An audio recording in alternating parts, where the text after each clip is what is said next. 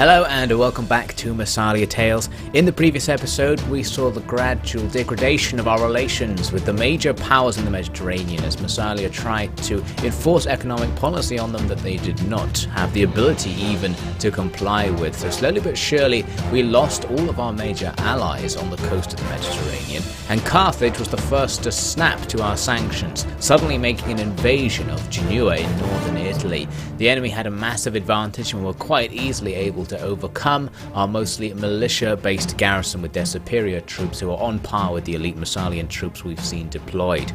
In a nice move though, we were able to intercept and destroy a transport carrying an army near Ibusim, so that's prevented another possible invasion from Carthage. We then decided to counterattack at Genua, bringing our elite army, the Shields of the City, led by Cleandros, and here, using some of the best units in the game and by outmaneuvering the enemy, we were able to defeat them. So now it's even, it's time to see what Carthage will do next. The stage had been set for the Drachma Wars to truly begin. Massalia had played their hand to Yria and the Egyptians, cancelling all relations and providing an ultimatum: accept our terms or face war. With a huge host of allies at its back, Massalia was a formidable power to face, but their power was spread across a large area, with countless undefended borders that could be easily exploited. And many of the allied kingdoms Massalia relied upon were liable to being eaten up immediately if war broke out, especially those scattered around the edges of the Ptolemaic Empire. The situation was extremely volatile, but before the tension would be broken, the Massalia-Carthage war would captivate the world, trying to gauge who was gaining momentum. So that's the battle against Carthage won. We destroyed most of their army there at Genua with really minimal losses to our own side. As you can see, the whole garrison going as well, meaning we're going to be able to take Genua back without any further fighting. So some survivors from the enemy going to escape. The question now is, do we go after those survivors to attack them using my remaining movement points, or do we just take Genua? Now I actually probably should have gone after them and killed them, because they're going to be on the loose as a result of me making this decision here, which is just taking Genua back. So the one advantage to doing this is we get its tax income back, but not going to make a massive difference in the long run. So the Carthaginian army now can move and do something else if it wants. We'll have to see what it gets up to. First though, Carthage got some other attacks for us. They make an attack here in Africa, coming up to Dimidi out of the fog of war with a full stack. We have a pretty large garrison inside, but as you can see from the balance bar, it's nothing in comparison to the enemy's pretty elite and upgraded troops here. So high level troops with loads of experience and upgraded equipment means it's going to be a slightly difficult engagement. Now I thought this was probably a battle where it would be possible to win if I played it out and grinded it a little, but I decided I didn't really feel like having another one of these battles right now, so I took my chance on the auto resolve, and as expected that is going to give me a defeat. So Carthage is going to take this town. Probably not going to have any enormous consequences right now, but we really have no forces in Africa, so the ultimate direction this could be going is that Carthage will just take all of Africa from us if we can't stop them. In Iberia though, we were making an attack, you may remember. Eurysthenes took his army into enemy territory, hunting for glory, and now they've brought out an army to try and stop us.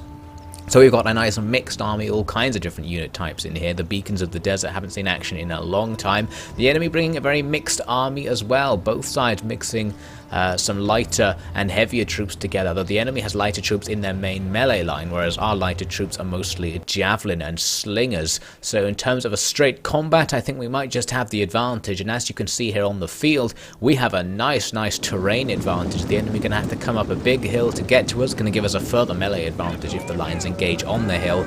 Enemy already starting to take casualties because we have a ballista, so that's going to be able to fire down from our gigantic hill's position to smash into the enemy's ranks, causing disruption and casualties, trying to target these heavier units here that are harder to kill close up. So that's a good start. So you can see my formation, I'm just setting up with heavy infantry in front and missiles behind to throw down the hill over the top of them. I've also got this group on the right flank, 2 units of these Gallic Javelineers and a unit of swords, planning to go and outflank the enemy if the opportunity arises. So the enemy now coming up the hill just as I need, getting closer and closer and taking more casualties from missiles. They have 2 units of cavalry, 1 on each flank, who are doing wide attacks. So in both cases I need to try and stop them because we don't really have a spear reserve, so if they go around the back it's going to be difficult. Here on our right it's going to be easy to stop them with our own cavalry, although we do take a lot of casualties actually engaging this enemy unit. I think they had a decent charge bonus, but we can bring in the other unit to surround the enemy, and that should hopefully decide the issue.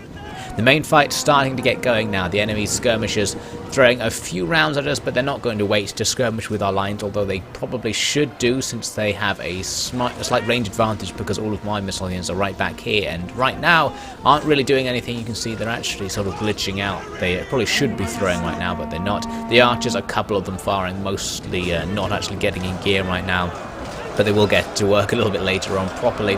So the main fight starting, the enemy's heavy infantry coming up to engage with the hoplites, possibly a balanced engagement. Their lighter units fighting with the phalanx there, definitely not going to go Carthage's way if they continue like that. And here, friendly fire on their own cavalry there with their javelins, and my javelins being thrown sideways into those lighter ranks. That's going to be a nice bunch of kills coming out of that. So they did manage to get their cavalry around my unit here on the flank and attack some of my slingers, but as the slingers come out of the engagement, the cavalry find that whilst distracted killing the slingers, the hoplites have simply come up to engage them, so we aren't going to be able to lock those cav down now as a result of that. Here on the right, I'm using my little flanking group to try and deal with the enemy's general, who's come into this cavalry engagement, meaning that the Carthaginians probably would win if it continued, but the javelins being thrown in kills loads of those heavy cavalry, so that's very nice. Now this unit of hoplites is going to switch out to go in and start engaging there. Hopefully my cav can hang on. They're going to take big casualties, but it does mean we're going to be able to kill the enemy's general.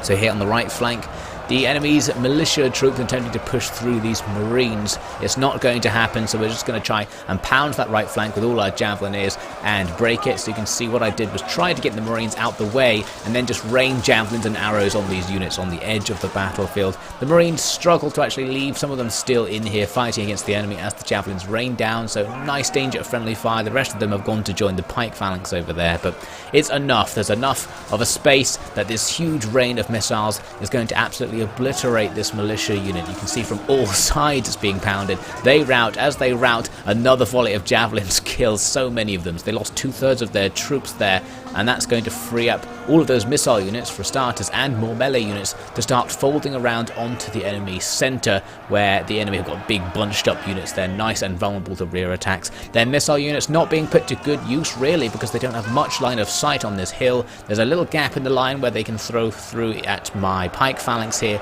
but overall nothing too much to worry about, and I'm starting to gain a nice manoeuvre advantage in this battle. When did we first come here? Was it 10 years ago? Back then, when we were making all those contingency plans, I don't think anyone actually thought we'd use them. We were just trying to look busy. And here we are, breaking out old scrolls on how to attack Carthage. I remember seeing this slope for the first time, running right down to the main road like this. Such a fine position for any number of strategies. Pages and pages I wrote on where we could go from atop this hill. I felt silly for all my enthusiasm until the Chibucoi started stirring the pot. And now that everything's going just as planned, I feel so calm even amid all this. Almost an anticlimax. A decade of planning, and here it is getting decided in a single day. A shame.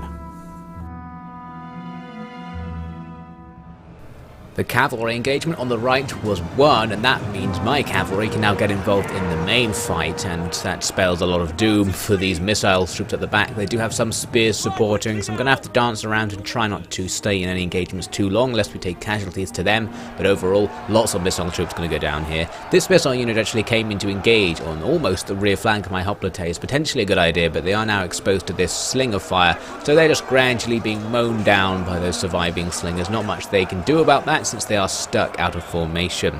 So the main fight itself going okay really. The enemy's high level infantry struggling to get through the pike phalanx, so casualties on our side not very high considering the enemy's statistical advantage. The hoplites doing alright as well. I think the hill is boosting us a fair bit because we're just not taking all that many losses compared to what I expected.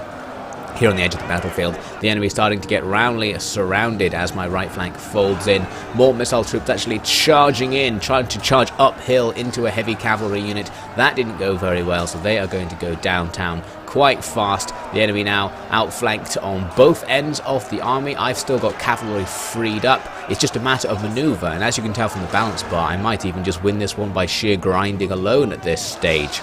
They did get one missile unit that managed to get a potentially favourable engagement by fighting some of my skirmishers, those slingers on the edge finally getting punished for their sneaky shots into the flank. But some of my hoplites just turning out to come and join the fight, and since the enemy's missile units were distracted, they were very surprised to see this heavy infantry unit simply step in and start cutting them down, and they are going to flee from that engagement almost right away, rightfully so. So now it's all that's left is to take out the rest of the enemy. We've got cavalry, you can do uphill rear charges, not very effective, but will still inflict a morale shock to make it easier. And about 10 seconds later, it's a decisive victory. So that went surprisingly well, actually. Many of the heavy infantry units routed with a lot of their men left, and neither side really took a lot of casualties from the melee. And I was worried that they would be able to break through these hoplites because they weren't all that strong, but actually went absolutely fine, probably thanks to the hill, as I've said. So let's take a look at the results. Almost the entire Carthaginian army completely gone. Fantastic. We lost over 400 men, the enemy losing 2,600 or so, so a lovely trade. One cavalry unit in our army getting really heavily damaged thanks to that cavalry engagement on the right, but still alive. I had feared that regiment might be wiped out entirely, but it's still going, so we may be able to replenish later on. Now, no more moves from Carthage, and no moves from Egypt. I was waiting to see if they would declare war on me. The Illyrian Confederation also don't declare war on me, so as mentioned, I'm going to have to declare war on them as part of my challenge rules. The Massalia actually do join the war of Carthage against me, so that's kind of them. And then, interestingly, Egypt declares war on Carthage. That muddies the waters a little bit. They seem to be doing all they can to try and get on my side. They actually offered me a military alliance in the last episode, even after I broke off relations with them. So Egypt really want to team up with the Republic, but our ultimatum has been issued, the deadline has passed, so now it's time to get things going. We declare war on Yria, and you remember I have to call in all of my allies, and they all join me for that war with Yria, so Yria not particularly well liked.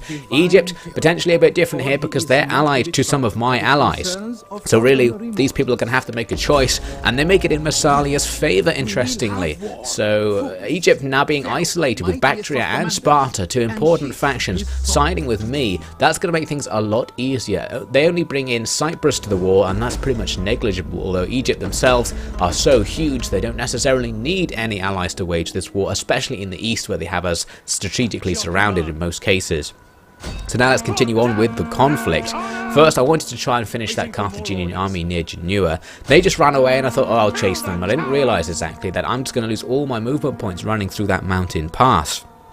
Not necessarily a problem, but it does mean that Yria could attack up. We don't have any of their territory scouted, so we don't know if there's an army sitting right there that could come in. There is an army on the other side of Italy, so we're going to do something about that. The Scordisci sneaking into my territory at the top there, they're still on my side, but I just thought it was strange how they had so many armies in my lands. Possibly they're going to come through and try and attack Carthage or Yria for me. That would be nice. But anyway, the main concern right now is this Illyrian army just standing on the border. A suspicious placement. It seems that even though they didn't declare war on me, they were planning on doing it, or at least they thought I was going to declare war on them, in which they would be right, since I did. So we're now going to fortify right in front of them and see what they do, try and tempt them into attacking that fort just to boost the power of that army and make a victory a little bit easier.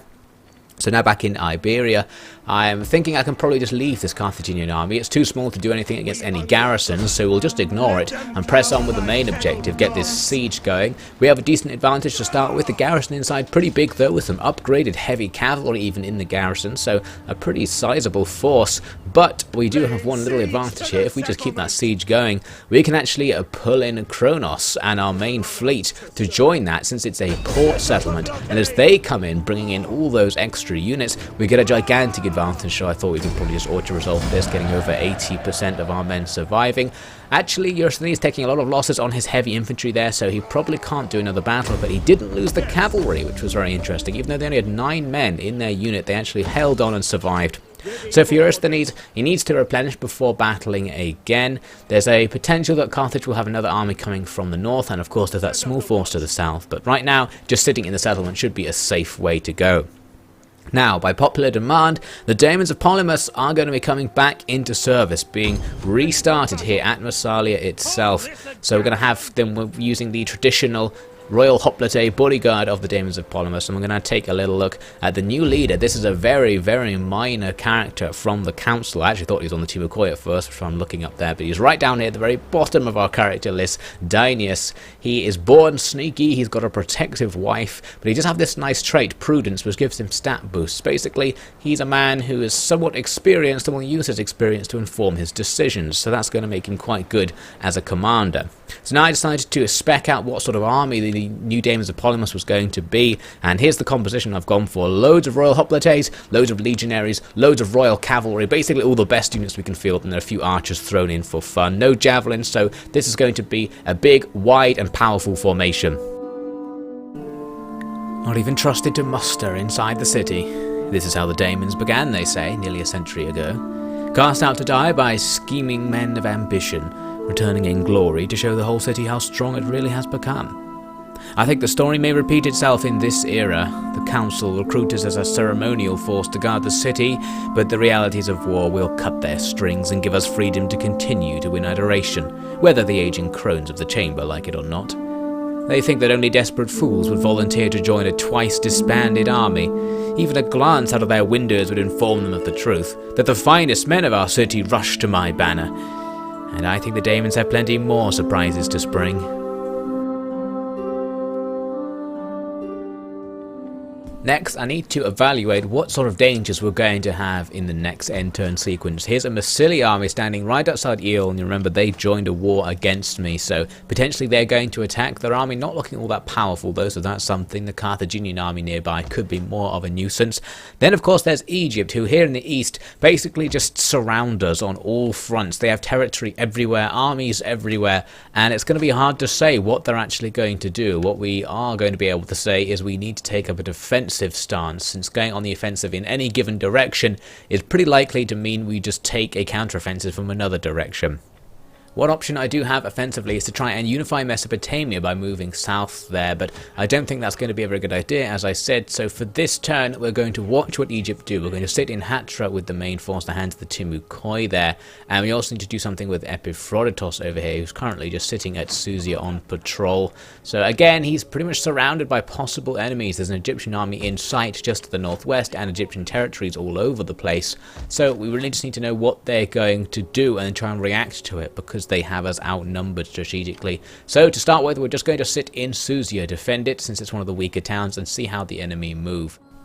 We can help ourselves out by bringing down Actor from the north, who's no longer required up there, to get involved in a battle against Egypt, since he does actually border one of their territories just about. So it's going to be a long march. It's actually going to be a while before he takes any part in any fighting, unless Egypt come to face him. But eventually he should be able to provide at the very least a distractionary attack there, starting at Nissa. But it's possible Bactria will do it before I arrive. You can see 3 Bactrian armies against the 1 Egyptian army here, and Bactria did join me in the war critically. So they might be able to resolve that situation. But before any of that, it's Carthage's turn, and they are going to make an attack on Eel, bringing their army from the south and a fleet from the north. Really interestingly though, the Massalia army doesn't take part in this battle, giving me an advantage actually. I thought the balance bar might have been lying a tiny bit here. The enemy's army does look more powerful than mine, and of course it has the fleet to back it up. Possibly just because the enemy army is damaged from its last fight, that's why it's giving me this advantage on the balance bar. But overall, the fact that Massalia haven't taken part in the fight means we actually have a nice chance here to halt the Carthaginian advance in Africa. So this is an important fight. I can get a Pyrrhic victory potentially on the auto-resolve, but I was going to go for something a little bit more useful by fighting it ourselves. I think we can do something nice here. Of course, if we win this battle, then all 3 of our African territories are going to become a lot more secure. So it's a nice strategic point to defend. So the enemy's fleet, all javelinmen, is going to come in and start landing in the town. And of course that's going to provide me with really nice opportunities to just kill them before they do anything, since we can see where they're landing. And I've got 2 units of heavy cavalry who are just going to come and sit at these landing points, and the second these javelinmen get off the boats, they're going to be in big trouble. There's not much they can do unless they get volleys off, but since we can just plop our units exactly where the enemy will be forming up, they won't get a chance. So as those men rush into the town, they are immediately heavy cavalry charged. Not a good start to their assault, and the other unit here going to have pretty much the same experience. However, though, they are surprisingly good in melee. As you can see, they haven't taken any losses against this heavy cavalry yet, whereas the other unit going right downtown, taking heavy casualties, being engaged all over the place. Actually, 2 of them decided to sit on the boat and not take part in the fight. Probably the right decision, jumping into the fight against heavy cavalry. Not actually going to be the way to win the battle, so they are just going to mouth weirdly from the side of their boat as they watch their unit struggle and die. So cowardice or intelligence, hard to say there. The other unit doing surprisingly well. They haven't lost a single troop in the engagement against the heavy cavalry, so maybe these guys happen to be the best javelinmen in all Carthage, because they just can't go down. Now engaging with 2 heavy cavalry units, still at 60 men. Pretty incredible performance. Their morale low because they're fighting a really theoretically difficult fight, but they're not actually losing anything. I had to dodge out of the way a little bit of this tower ship that's come up to support. Javelinmen on board out of range, and the towers actually can't shoot right forwards. And so since the tower is facing my cavalry, that means it's not actually doing any damage, which is really convenient. So as that melee continues, you may wonder what's going on with the rest of the enemy's army. Well, essentially nothing too exciting. I've basically put a ring of hoplite phalanxes around the victory point, and they're just coming in to engage it. Mostly engaging on the southern part of the town, but a small group there, as we just saw, having a little go at coming around to the flank. So in they come, the main part of the fight about to begin. The enemy probably having an advantage, but we have so many men that we have a lot of time bought for us. The enemy's charge, one of the most disappointing charges I've ever seen. They just stopped and then did an attack that was so weak looking. It's almost as if the animation was playing in slow motion, but I think that is the actual animation. It's just not very good. So they are ploughing in to start that fight. They'll win it one day, but with so many heavy hoplites on our side, it's going to take them ages, and hopefully we're going to have time to free up these cavalry to come and support. Starting to kill these javelinmen now, surprisingly difficult. Really hoping they'll go down. The other unit had to abandon the fight because they're about to land more javelinmen. Hopefully they won't be as powerful. We need to try and clear these guys up to use the cavalry for rear attacks. There we go, starting to take some losses now, starting to lose morale as well as they realise the fight can't be won. The 2 guys on the boat still just watching wisely from the side of their galley, not going to get involved, and there they go, the javelinmen finally going down. The cavalry will now be able to conduct rear attacks and hit Carthage where it hurts. It's looking interesting.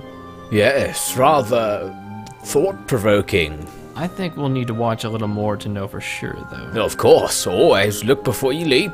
And come to think of it, I've got an awful stomachache. I might just stay up here. I know what you mean. I think I twisted my ankle when I got out of my bunk. It wouldn't be right to just jump down there and make it even worse. Certainly not. That would be sheer madness. Let's just make sure the boys know we're rooting for them and then head back below deck, now shall we? A fine idea. We never finished our riddle contest, did we? You're quite right. I stream from creeks and pools and crowns. I drive the meek deep underground. I bring hunger without but death within. What am I? What source of sin?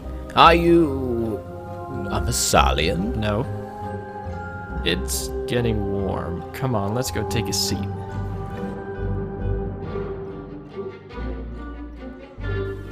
So now we need to deal with the rest of the enemy's army, the hard bit of this battle. To start with, I'm going to be folding around these militia who weren't needed to rear attack these swords who are currently grinding on that phalanx. They're being supported by archers as well, of course, so perhaps I don't even need to deploy those militia, but I am actually instead going to redeploy those archers to help on the other front. The archers having already done decent damage to those swordsmen, so we're basically going to have 4 units of archers firing into the enemy's main blob, and that will inflict casualties, although most of my archers not actually doing anything right now.